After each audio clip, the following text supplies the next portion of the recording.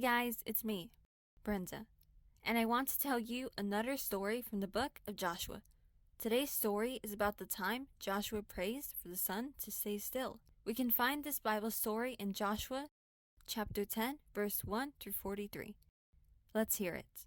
Joshua and the Israelites had captured Jericho and Ai. The nearby Gibeonites had deceived Joshua into believing that they were from a faraway land and made a treaty with him. They were now wood gatherers and water carriers for the Israelites. The leaders of the tribes of Canaan were dismayed. The people of Gibeon were now allies of the Israelites. King Adonizedek of Jerusalem sent messengers to several other kings: Hoam of Hebron, Piram of Jarmuth, Japhia of Lachish, and Deber of Eglon. They agreed to combine their armies to attack Gibeon. The men of Gibeon sent messengers to Joshua at his camp in Gilgal. "Come at once! Save us! Help us!" they pleaded. "All the Amorite kings who live in the hill country have joined forces to attack us." Joshua and his entire army set out for Gibeon.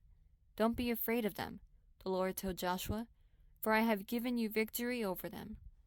That night the Israelites took the Amorite armies by surprise and chased them as they fled.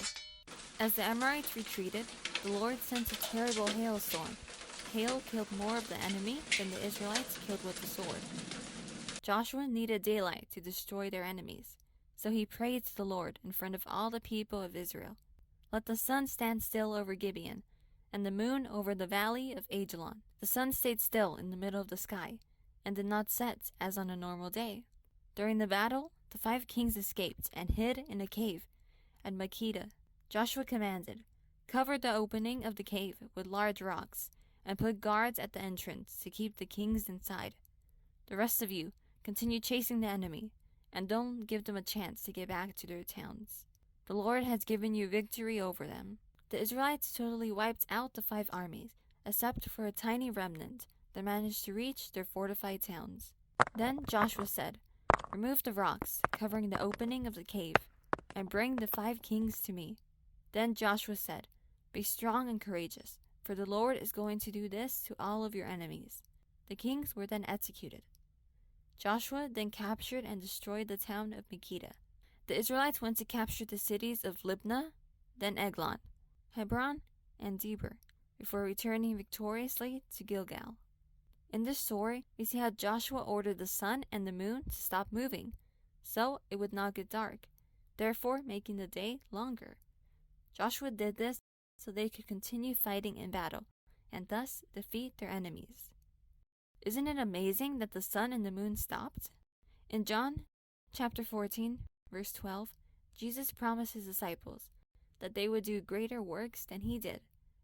Jesus also said in Matthew chapter 17, verse 20, "If you have faith as small as a mustard seed, you can say to this mountain, 'Move from here to there,' and it will move. Nothing will be impossible for you." The mustard seed is a small seed. Just imagine, if you have even a little bit of faith, you can ask God and he will do great things for you. God wants to perform great miracles in our lives. All we need is faith. Remember, trust in God and everything will go well for you.